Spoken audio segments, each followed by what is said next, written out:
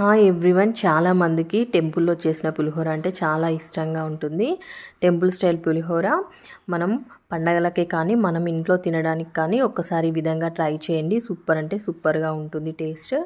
అలాగే మనం పండగలకి అమ్మవారికి ప్రసాదంగా కూడా పెట్టొచ్చు. దానికి ఇక్కడ చూడండి, నేను 1 గ్లాస్ బియ్యాన్ని తీసుకున్నాను. మనం బియ్యాన్ని మంచిగా 2-3 టైమ్స్ వాష్ చేసుకోవాలి. ఇలా వాష్ చేసుకున్నాక నేను ఇక్కడ 1 గ్లాస్ రైస్కి 1.5 వాటర్ యాడ్ చేస్తున్నానండి. అన్నం కొద్దిగా పలుకుగా ఉంటేనే బాగుంటుంది పులిహోరకి. ఇక్కడ 1 గ్లాస్ రైస్కి 1.5 గ్లాస్ వాటర్ పోసేసి ఒక హాఫ్ అన్ అవర్ నానబెట్టుకోవాలి. హాఫ్ అన్ అవర్ తర్వాత ఇలా ఒక హాఫ్ స్పూన్ సాల్ట్ అయితే వేసేసి స్టవ్ మీద పెట్టేశానండి. ఈలోపు మనం కొద్దిగా చింతపండుని తీసుకున్నాను. మంచిగా వాష్ చేసుకున్న తర్వాత ఇందులో వాటర్ వేసేసి నానబెట్టి పక్కన పెట్టుకుంటున్నాను. రైస్ పెట్టాం కదండి, చూడండి ఒకసారి మధ్యలో ఇలా కలుపుకోవాలి. సాల్ట్ వేసాం కదా, అదంతా మంచిగా మిక్స్ అవుతుంది. ఇలా ఒకసారి కలిపేసేసుకొని మొత్తం మూత పెట్టకుండా కొద్దిగా మూత పెట్టేసేయాలి. చూడండి, ఈ స్టేజ్ వచ్చేసినప్పుడు సిమ్లో పెట్టేసుకొని ఒక 2 నిమిషాలు ఉడికించేసేసుకుంటే అన్నం రెడీ అయిపోతుంది. అన్నాన్ని మనము చల్లారబెట్టేసుకోవాలండి. మనం అన్నంలో ఓన్లీ నేను కొద్దిగా సాల్ట్ వేసేసి ఇలా ఉడికించేసుకున్నాను.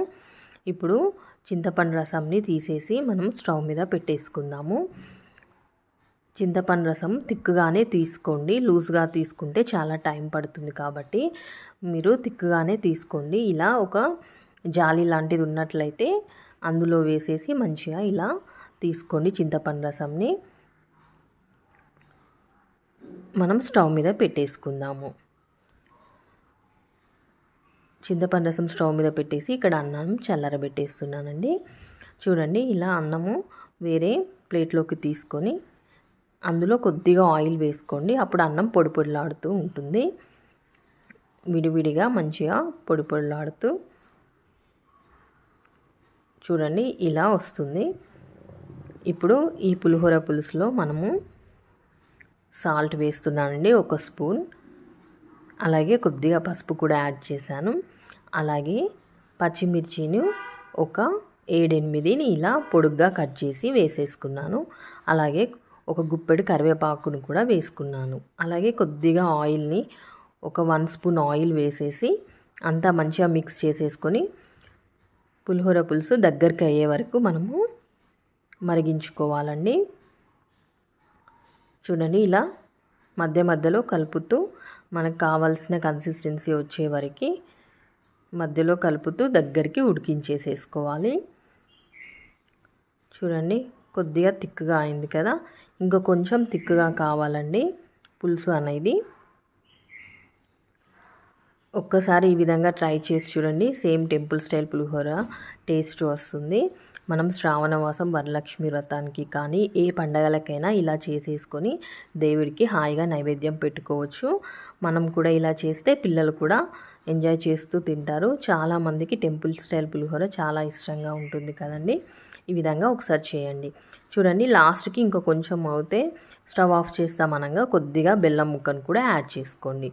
యాడ్ చేసేసుకొని మరికొద్దిగా దగ్గరికి వచ్చే వరకు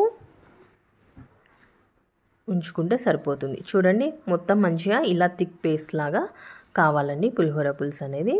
ఇప్పుడు మనము ఈ స్టేజ్లో స్టవ్ ఆఫ్ చేసేసుకుంటే సరిపోతుంది.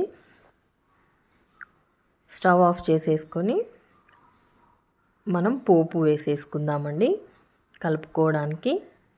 దానికి ఇక్కడ నేను ఒక ప్యాన్ తీసుకున్నాను. ప్యాన్లో ఒక 2 స్పూన్ల ఆయిల్ వేసుకున్నానండి. ఆయిల్ వేడైన తర్వాత కొద్దిగా మినపప్పు, అలాగే 1 స్పూన్ శనగపప్పు, ఒక 2 స్పూన్ల పల్లీలు వేసుకుంటున్నాను. కాజును కూడా వేసుకుంటున్నాను. కాజు ఆప్షనల్ అండి, మీకు ఇష్టమైతే వేసుకోండి, లేకపోతే లేదు. చూడండి, ఇలా కొద్దిగా ఇవి బ్రౌన్ కలర్ వచ్చే వరకు ఫ్రై చేసుకోవాలి. చూడండి, కొద్దిగా కలర్ చేంజ్ అయింది కదా. ఇప్పుడు జీలకర్ర అలాగే ఆవాలు కూడా వేసుకోవాలి. ఒకసారి కలిపేసేసుకొని పల్లీలు ఇవన్నీ కొద్దిగా వేగిపోయిన తర్వాత పచ్చిమిర్చి, ఎండుమిర్చి, కరివేపాకు కూడా వేసేసుకోవాలి. కొద్దిగా పసుపు కూడా యాడ్ చేసుకోవాలండి. చూడండి పల్లీలు అవన్నీ కొద్దిగా బ్రౌన్ అయిపోయాయి కదా. ఇప్పుడు పచ్చిమిర్చి, ఎండుమిర్చి, ఇక్కడ కూడా పచ్చిమిర్చి నేను ఒక 5 పచ్చిమిర్చి తీసుకున్నానండి. పొడుగ్గా కట్ చేసి వేసుకున్నాను. అలాగే ఒక 5 ఎండుమిర్చిని కూడా చుంచి వేసేసుకున్నాను. కరివేపాకును కూడా వేసుకున్నాను. కొద్దిగా పసుపు కూడా వేసుకుంటున్నాను. మళ్ళీ కలిపేసేసి పోపు అంతా వేగిన తర్వాత స్టవ్ ఆఫ్ చేసుకొని పులిహోర కలిపేసేసుకుంటే సరిపోతుందండి. చూడండి పోపు అంతా మంచిగా వేగిపోయింది. ఇప్పుడు స్టవ్ ఆఫ్ చేసేసుకుందాము. స్టవ్ ఆఫ్ చేసేసుకొని పులిహోర కలిపేసేసుకుందాం. ఇక్కడ చూడండి అన్నీ పెట్టేసుకున్నాను. ఇక్కడ మనకి మెయిన్ ఇంగ్రీడియంట్స్ వచ్చేసి కొద్దిగా జీలకర్ర మెంతుల పొడి, అలాగే ఆవ పొడి వేసుకోవాలండి. వేసుకున్నట్లయితే అచ్చం మనం టెంపుల్లో చేసిన పులిహోర స్టైల్ టేస్ట్ అయితే వచ్చేస్తుంది పులిహోరకి. చూడండి ఫస్ట్ నేను ఇక్కడ కొద్దిగా జీలకర్ర మెంతుల పొడి, అలాగే ఒక 1 స్పూన్ ఆవ పొడి కూడా వేస్తున్నాను. జీలకర్ర మెంతుల పొడి కొద్దిగా వేసుకోండి, ఎక్కువ వేసుకోకండి. ఎక్కువ వేసుకున్నట్లయితే చేదు ఫ్లేవర్ అనేది తెలుస్తుంది కాబట్టి చాలా లైట్గా వేసుకోవాలి జీలకర్ర మెంతుల పొడి. చూడండి ఇక్కడ సాల్ట్ ఒక 1/2 స్పూన్ వేసానండి. ఆల్రెడీ మనం అన్నంలో వేసాము, పులిహోర పులుసులో కూడా వేసాము కాబట్టి సాల్ట్ని చూసుకొని వేసుకోండి. ఇప్పుడు జీలకర్ర మెంతుల పొడి, ఆవ పొడి, సాల్ట్ అంతా అన్నానికి ఇలా పట్టించాము కదా. పట్టించిన తర్వాత మనం ముందుగా చేసుకున్న చింతపండు గుజ్జుని ఇందులో వేసేసుకోవాలండి. వేసేసుకొని మళ్ళీ ఒకసారి అంతా అన్నానికి పట్టించేసుకోవాలి. పట్టించుకున్న తర్వాత మనం వేసుకున్న పోపును కూడా ఇందులో వేసేసుకోవాలి. అంతే అండి, super and yummy temple style pulihora ready అయినట్టే. చక్కగా శ్రావణ మాసం కానీ కార్తీక మాసం కానీ ఎప్పుడైనా ఏ పండగలకైనా మనం నైవేద్యంగా దేవుడికి పెట్టుకోవచ్చు. అలాగే మనం కూడా తినవచ్చు ఇష్టంగా.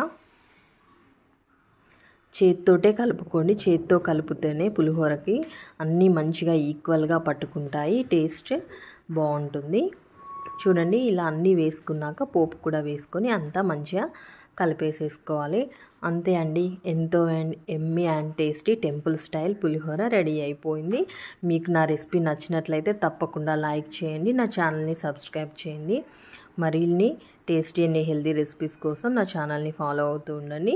నా రెసిపీ నచ్చినట్లయితే మీ ఫ్రెండ్స్ అండ్ రిలేటివ్స్కి షేర్ చేయండి. చూడండి ఎంతో పొడి పొడిలాడుతూ చక్కగా వస్తుంది. ఈ కొలతలు ఫాలో అవుతూ చేసుకోండి, ఈజీగా చేసేసుకోవచ్చు. పుల్లగా జీలకర్ర మెంతుల ఫ్లేవర్, ఆవ పొడి ఫ్లేవర్ తెలుస్తూ చాలా సూపర్గా ఉంటుంది. ఇలా ట్రై చేయండి. మీకు ఎలా వచ్చిందో నా కామెంట్ సెక్షన్లో షేర్ చేసుకోండి. నా రెసిపీ మీకు నచ్చిందని అనుకుంటున్నాను. నచ్చితే తప్పకుండా లైక్ చేయండి, నా ఛానల్ని సబ్స్క్రైబ్ చేయండి. ఓకే ఫ్రెండ్స్, మరిన్ని హెల్తీ అండ్ టేస్టీ రెసిపీస్ కోసం నా ఛానల్ని ఫాలో అవుతూ ఉండండి. Thank you for watching. అన్నం పొడి పొడిలాడుతూ ఉన్నప్పుడే ఆఫ్ చేసేసుకొని కలుపుకోండి.